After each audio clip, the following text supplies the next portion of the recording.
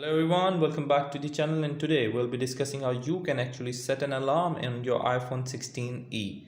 How you need to do is just go to your clock section here, just tap on it, and under the clock section, if you see that there are three on the bottom of the app, there are three areas: the world clock, the alarm section, the stopwatch, and the timer. You just need to go to the alarm section here, and after going to the alarm session, an interface like this will come up.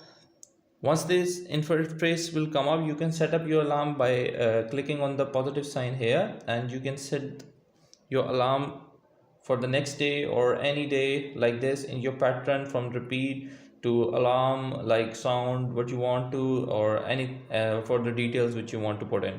So that's how you can actually set up your alarm in your iPhone 16e. I hope this video helps you out in putting up the alarm. If you like the video, please like the video, share with your friends. Until next video, bye bye.